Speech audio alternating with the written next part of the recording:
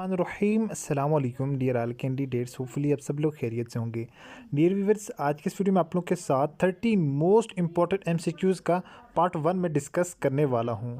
अच्छा dear student, maximum जो student हमारे वो रिटन एग्ज़ाम के अंदर फेल होते हैं या जिनके मार्क्स कम आते हैं, जो कंपटीशन में रह जाते हैं, उनका 80 to 90% जो आप लोगों का मेरिट में जो स्टूडेंट रह जाते हैं वो जस्ट इंग्लिश की वजह से और मैथमेटिक्स की वजह से स्टूडेंट के मार्क्स कम आ जाते हैं और उनका नाम मेरिट में नहीं आता। एक्चुअल में आप लोगों को जो चीज़ सीखने की ज़रूरत होती है वो आप लोगों को English with grammar with concept के साथ आप लोगों को चीज़ें सीखनी चाहिए। यानी यहाँ पर जो है फॉर एग्जांपल मैं आपको एग्जांपल देता हूँ। यहाँ पर अराउंड है, यहाँ पर बिसाइड है, यहाँ पर इनसाइड है, यहाँ पर अपान अप है। मैं आपको बता देता हूँ कि इस क्वेश्चन के अंदर बिसाइड लगता है, लेकिन मैं आपको ये नहीं बताता कि यहाँ पर बिसाइड क्यों लगता है। हो सकता है नेक्स्ट टाइम जो पेपर के अंदर क्वेश्चन आए तो डेफिनेटली यही होगा। क्वेश्चन आप लोगों का कोई और होगा, उसमें यही ऑप्शन होंगे, तो आप लोगों को तो यही इसी क्वेश्चन का स्पेसिफिक पता होगा कि इस क्वेश्चन में यही आंसर लगता है। सो मेन चीज़ आपने यहाँ पर कंसेप्ट सीखनी होती है, जो कि इंशाल्लाह आज की वीडियो में आप लोगों को सिखाने वाला हूँ विद एग्जाम्पल के साथ। और इंशाल्लाह उसके बाद मैं आपको प्रैक्टिस वर्क दूंगा। वीडियो देखने के बाद आप लोग ये जो प्रैक्टिस वर्क है आप लोग इसको खुद सॉल्व करने के काबिल हो जाएंगे। वेरी इंफॉर्मेटिव वीडियो लेक्चर है। आप लोगों ने A to Z तमाम तर चीज़ों को आप लोगों ने देखना है और आप लोगों ने इनको समझना है। पहले हमारे पास कुछ जो है जनरल नॉलेज के वेरी इंपॉर्टेंट और रिपीटेड क्वेश्चन है जो कि आज की इस वीडियो में आप लोगों के साथ शेयर करने वाला हूँ। उसके बाद कुछ इंग्लिश के एमसीक्यूज़ में आप लोगों के साथ डिस्कस करने जा रहा हूँ। फर्स्ट क्वेश्चन है डियर स्टूडेंट, पाकिस्तान का सबसे बड़ा ज़िला कौन सा है? अगर इंग्लिश के अंदर हम इसी क्वेश्चन को देखें, लार्जेस्ट डिस्ट्रिक्ट ऑफ पाकिस्तान, तो पाकिस्तान का सबसे बड़ा डिस्ट्रिक्ट कौन सा है? Chagai is the largest district of Pakistan. Lahore भी है, फैसलाबाद भी है, कराची भी है, तो इनमें जो करेक्ट आंसर हो जाएगा वो हो जाएगा चागी। ओके, उसके बाद नेक्स्ट क्वेश्चन है डियर स्टूडेंट, बहरीन के दारुल हुकूमत का नाम क्या है? The name of the capital of Bahrain, Bahrain का जो दारुल हुकूमत है उसका नाम क्या है? तो बहरीन का जो दारुल हुकूमत है वो मनामा है। ठीक है, काबुल जो ये अफ़गानिस्तान का है। उसके बाद नेक्स्ट क्वेश्चन है डियर स्टूडेंट, करारदाद पाकिस्तान कब मंजूर की गई? When was the Pakistan resolution pass, तो पाकिस्तान रेजोल्यूशन यानी करारदाद मकासद कब मंजूर की गई? तो most of the time student जो है वो 14 अगस्त 1947 या 14 अगस्त 1940 कुछ भी आंसर होता है इसको टिक कर देते हैं, लेकिन इसका करेक्ट आंसर 23 मार्च 1940 है। ओके, उसके बाद नेक्स्ट क्वेश्चन है डियर स्टूडेंट हमारे पास, हज़रत मोहम्मद सल्लल्लाहु अलैहि वालैहि वसल्लम की उम्र मुबारक कितनी थी? एज ऑफ प्रॉफिट मोहम्मद सल्लल्लाहु अलैहि वालैहि वसल्लम, तो आप सल्लल्लाहु अलैहि वसल्लम की उम्र मुबारक 63 ईयर थी, 63 साल थी। उसके बाद नेक्स्ट क्वेश्चन है हमारे पास डियर स्टूडेंट, पाकिस्तान का सबसे बड़ा सिविल अवार्ड कौन सा है? Pakistan biggest civil award, Pakistan का सबसे बड़ा सिविल अवार्ड कौन सा है? तो ये निशान पाकिस्तान है। ठीक है, Nishan Pakistan is the biggest civil award. ठीक है, पाकिस्तान का सबसे बड़ा सिविल अवार्ड है। उसके बाद ये स्टूडेंट हम आ जाते हैं कुछ इंग्लिश के हमारे पास क्वेश्चंस हैं जो कि मैं इंशाल्लाह आप लोगों को विद कंसेप्ट के साथ सिखा दूंगा। आज के बाद आप लोगों के प्रिपोजिशन में हर पेपर के अंदर 2 से 3 क्वेश्चन 4 क्वेश्चन लाजमी आते हैं। ठीक है, इंशाल्लाह आप लोगों के माइंड 100% क्लियर हो जाएंगे अगर आप लोग मेरी बात गौर से सुनेंगे। ठीक है, अगर आप लोगों ने प्रॉपर टेस्ट की तैयारी करनी है किसी भी पोस्ट के लिए, चाहे आप लोग KPK पुलिस के लिए, जूनियर पेट्रोल ऑफिसर के लिए, मोटरवे पुलिस की किसी भी पोस्ट के लिए आप लोगों ने अप्लाई किया हुआ है, या STS सिंध पुलिस के लिए, अगर आप लोग इसके अलावा किसी भी डिपार्टमेंट्स ऑफ द पाकिस्तान के लिए आप टेस्ट की तैयारी करना चाह रहे हैं, आप लोगों को यहाँ पर एक नंबर शो हो रहा होगा, आप लोग इस नंबर पर मैसेज कर सकते हैं। इंशाल्लाह आप लोगों को विद कंसेप्ट हर चीज़ सिखाएंगे।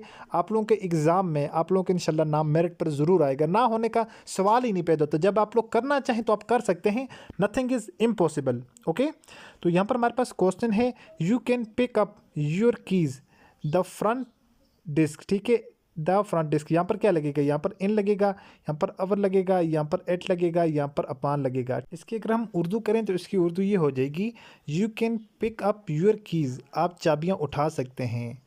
द फ्रंट डिस्क, जो कि क्या है? फ्रंट डिस्क सामने वाले डिस्क पर पड़ी हैं। ठीक है, जो कि सामने वाले डिस्क पर पड़ी हैं। अब आप लोगों ने यहाँ पर क्लियर करना है यहाँ पर कौन सा जो है वो ऑप्शन करेक्ट लगेगा। इन लगेगा, अवर लगेगा, अपान लगेगा, एट लगेगा। तो इंशाल्लाह मैं आपको कंसेप्ट समझा देता हूँ, उसके बाद आप लोगों ने ये खुद करना है, ये आप लोगों के लिए प्रैक्टिस वर्क है। ठीक है, यहाँ पर कौन सा प्रीपोजिशन ऑफ प्लेस लगेगा। ओके, उसके बाद ये स्टूडेंट क्वेश्चन नंबर 7 को देखें आप लोग, can I sit Khalija you at the movie theatre. Can I sit, क्या मैं बैठ सकता हूँ? You at the movie theatre, movie theatre में। कैन आई सिट, क्या मैं बैठ सकता हूँ? यू यहाँ पर आपकी बात कर रहा है एट द मूवी थिएटर। अब यहाँ पर अराउंड लगेगा, इसने ये बात कही, क्या मैं आपके साथ बैठ सकता हूँ मूवी थिएटर में। अब यहाँ पर करेक्ट जो है वो प्रीपोजिशन क्या लगेगा, एक होता है अराउंड, अराउंड होता है इर्द गिर्द, एक होता है बिसाइड, एक होता है इनसाइड, एक होता है अपॉन अप। ठीक है, अब यहाँ पर चार चीज़ें हैं। अब आप लोग अब आप लोगों को खुद क्लियर हो जाएगा। मैं आप लोगों को फर्स्ट दो चीज़ें यहाँ पर दिखा देता हूँ। ठीक है, अब अगर हम फर्स्ट बात करें ना, अगर हम कोई चीज़ है वो टेबल के ऊपर है तो यहाँ पर लगेगा ऑन द टेबल। ठीक है, किसी कोई चीज़ टेबल के ऊपर पड़ी है, उसके बाद अगर कोई चीज़ टेबल के ऊपर से, टेबल और उस चीज़ के दरमियान सरफेस में कुछ डिस्टेंस है, इन दोनों चीज़ों के दरमियान कुछ डिस्टेंस है, तो यहाँ पर हम ऑलवेज यूज़ करेंगे अबाव। अबाव यहाँ पर एक चीज़ है जो टेबल के साथ जुड़ी हुई है, हम यहाँ पर ऑन यूज़ करेंगे। अगर टेबल में और उस चीज़ के दरमियान कुछ फ़र्क डिफरेंस है कुछ, हमने क्या यूज़ करना है, अबाव यूज़ करना है। अब जो थिएटर वाला क्वेश्चन है, थिएटर वाले क्वेश्चन में ये वाला जो क्वेश्चन है ये मैं आपको दिखा देता हूँ। ठीक है, ये वाला जो क्वेश्चन है ना, ये वाला, अब थिएटर वाले क्वेश्चन में अब हम क्या यूज़ करेंगे, अराउंड यूज़ होता है इर्द गिर्द, इन साइड यूज़ होता है उसके अंदर, बिसाइड कहते हैं कि साथ में बैठा हुआ। ठीक है, कैन आई सिट बिसाइड, क्या मैं आपके साथ बैठ सकता हूँ एट द मूवी थिएटर। अब जो चीज़ हमने यहाँ पर सीखनी है कि अगर कोई चीज़ वो साथ हो तो हमने उसमें क्या यूज़ करना है, ऑलवेज हमने ऑलवेज यूज़ करना है बिसाइड। अब यहाँ पर फॉर एग्जांपल वो खुद बैठा हुआ है, अब उसके साथ बैठने की वो ख्वाहिश कर रहा है कि कोई चीज़ अगर किसी चीज़ के साथ हो तो हमने फिर यहाँ पर क्या यूज़ करना है, प्रीपोजिशन ऑफ द प्लेस हमने यूज़ करना है बिसाइड। बिसाइड हम तब यूज़ करेंगे जब एक चीज़ के साथ कोई दूसरी चीज़ यूज़ हो, ऑलवेज हम उसमें बिसाइड यूज़ करेंगे। ओके डी स्टूडेंट, उसके बाद अगर कोई चीज़ है, अगर हम यूज़ करेंगे ऑन तब हम यूज़ करेंगे जब हम कोई चीज़ सरफेस के ऊपर हो। अगर उसके अलावा अबाउ तब यूज़ करेंगे कोई चीज़ सरफेस से थोड़ी सी उससे ऊपर हो, जो चीज़ के साथ जुड़ी हुई ना हो। ओके, तो यहाँ पर फिर हमारे पास अगर हम उसके अकॉर्डिंग देखें तो उसकी जब कोई चीज़ किसी चीज़ के साथ होती है उसको हम यूज़ करते हैं एज ए बिसाइड के ऑप्शन पर। ठीक है, बिसाइड इसमें करेक्ट आंसर हो जाएगा। अब नेक्स्ट एक और क्वेश्चन है, ये भी बड़ा इंपॉर्टेंट और बड़ा यहाँ पर कंसेप्चुअल क्वेश्चन है। व्हेन वी फ्लू, जब हमने उड़ान भरी हो। ठीक है, यानी जब हमने उड़ान भरी हो, द क्लाउड्स कहा जाता है बादल को। We could see the earth surface, हम ज़मीन की सतह को देख सकते हैं। ठीक है, ज़मीन की जो सरफेस है, सरफेस को हम ऊपर से नीचे देख सकते हैं। अब यहाँ पर क्या यूज़ होगा, around, beside, inside, below, under.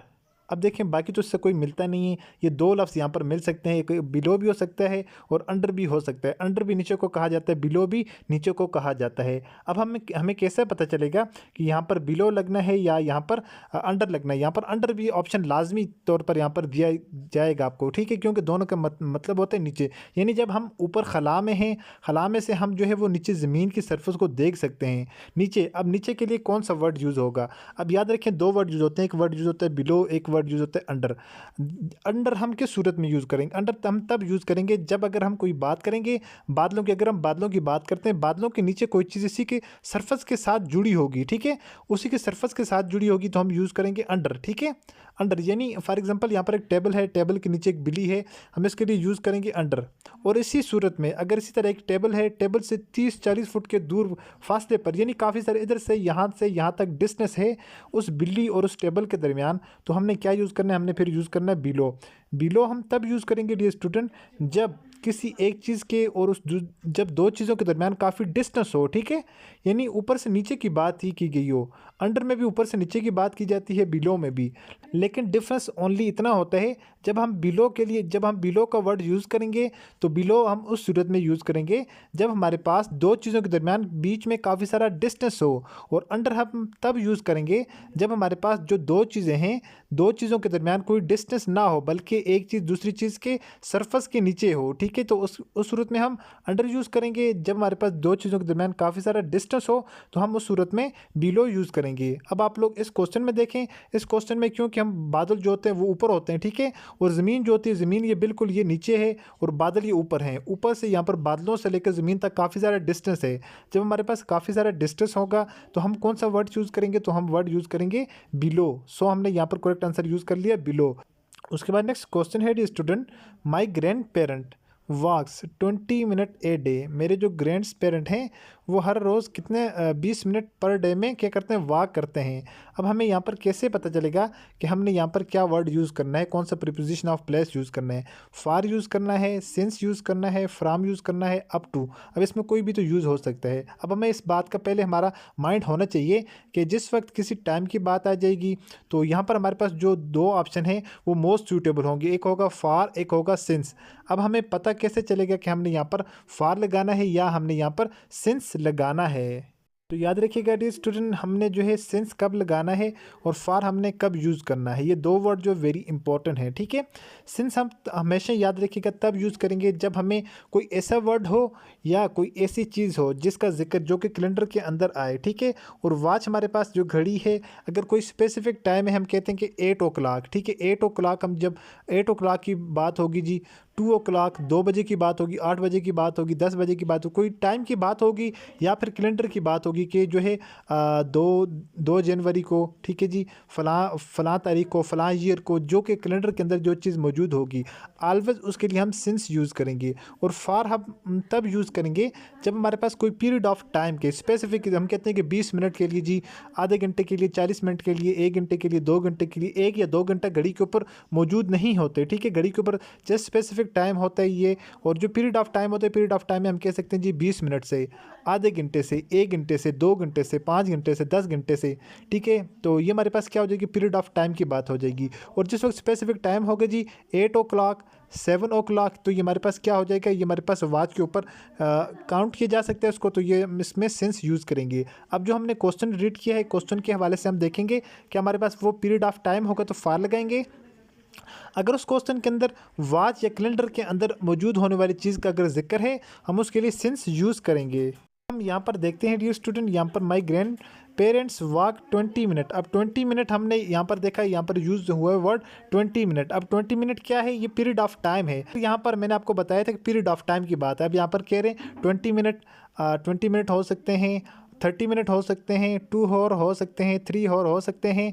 अगर स्पेसिफिक टाइम की बात करेंगे तो सिंस यूज़ करेंगे। अगर किसी वक्त हम जो है वो पीरियड ऑफ टाइम की बात करेंगे तो हम यहाँ पर क्या यूज़ करेंगे, फार। ठीक है, period of time, period of time के लिए ऑलवेज फार यूज़ करेंगे। अब यहाँ पर सेकंड क्वेश्चन है डियर स्टूडेंट, आप लोग इस क्वेश्चन को देखें। My teacher has been sick Khalija last Monday. मेरे जो टीचर हैं वो क्या है, वो आखिरी मंडे से क्या है, बीमार हैं। अब यहाँ पर देखें, यहाँ पर हम फार यूज़ करेंगे या हम सिंस यूज़ करेंगे। यहाँ पर क्या है जी, यहाँ पर ये पहले हमने ये देखना है जो मंडे है, मंडे क्या कैलेंडर में आता है कि नहीं, मंडे ट्यूसडे। हाँ, हम तो कहते हैं कि बिल्कुल ये कैलेंडर के अंदर ये चीज़ आ रही है। स्पेसिफिक पीरियड ऑफ टाइम की यहाँ पर बात नहीं हो रही, यहाँ पर ये मंडे की बात कर रहे हैं कि हाँ ये जो है मंडे। पहले आप लोगों ने सिंपली देख लेना कि ये जो मंडे है क्या ये कैलेंडर के अंदर आ रहा है, नहीं। तो हम देखते हैं कैलेंडर के अंदर बिल्कुल जी मेंशन होते हैं मंडे, ट्यूसडे, वेडनेसडे, थर्सडे। ठीक है, ऊपर डेट भी मेंशन होती है। तो आया कि ये हमारे पास, हम यहाँ पर आंखें बंद करके सिंस यूज़ कर लेंगे। My teacher has been sick since last Monday. तो आप लोगों का ये वाला आंसर यहाँ पर करेक्ट कंसिडर किया जाएगा। उसके अलावा डियर स्टूडेंट, यहाँ पर कुछ फर्दर चीज़ें भी हैं, ये आप लोगों के लिए वेरी इंपॉर्टेंट है। ठीक है जी, आप लोग इसको भी एक बार अपनी नज़रों से गुजार लीजिएगा। होपफुली स्टूडेंट आप लोगों को मेरी आज की वीडियो पसंद आई होगी। स्टूडेंट अब आप लोगों ने ये वाला जो क्वेश्चन है इसका आप लोगों ने आंसर कमेंट बॉक्स में कर देना है।